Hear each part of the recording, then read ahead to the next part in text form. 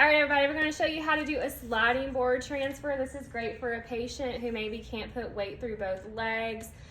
Maybe they've had a spinal cord injury, an amputation, or they're needing a lot of assistance. You can use the sliding board to help bridge the gap to get them to the next surface that you're going towards.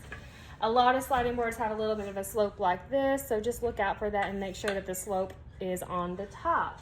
So some considerations, just like with a squat pivot transfer, you want to make sure that the armrest on the side that you're going to is off, but leave the other armrest on so it's there for them to reach for if they're able to. We want to also make sure the wheels are out of the way for the therapist's feet for the placement so that it doesn't get tangled up. And we're going to have the gait belt on, which our patient already has their gait belt on. So we're going to position them just like we would do for a squat pivot transfer. So if they're able to scoot forward, you have them scoot forward a little bit, or you assist as needed. And then you have their pelvis slightly tilted just like that, and then having their feet going into the opposite direction of the wheelchair. So their hips are going towards the wheelchair and the feet are going in that direction of their hips. So in order to place the sliding board, what you're going to do is you're going to stand here in front of your patient.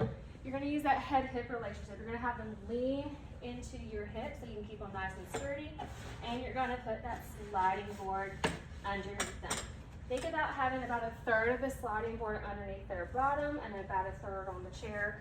You want to get that chair as close as possible. So with the sliding board, a lot of them have these holes right here. You would think to put your hands in there. But once your patient starts to slide onto it, if their hands are there, the weight's going to squish their fingers, so you want them to have a flat hand. I'm going to show you two different ways. So the first way is if the patient can help a little bit. So in this scenario, we're set up perfectly. You're going to have your patient put their hand flat onto the board towards the end. You're going to help shift them over. Once they're onto the board, they're going to reach for the armrest. So with a sliding board, it's not one really swift movement. You're going to break it up into about 2 to 3 movements and make sure that you're doing a slight lift over because you don't want shear force causing a wound on your patient. All right, so we'll get started now. I'm going to stand here in front of the patient, making sure I'm able to block their knees so they're not going to slide out. All right, I'm still going to have my patient lean their head-hip relationship, getting my hands on the gait belt. All right, don't put your hands underneath, do that flat hand, perfect. All right, we're going to slide to the middle. All right, now reach for the armrest, and then we're going to slide out. Perfect. And then have them lean that way to get the sliding board out. So now I'm going to show you an alternative way where instead of being in front of the patient, you're kind of over top of them. So just like before, same placement. You're going to have your patient lean forward, over onto your hip, and we're going to get that board placed.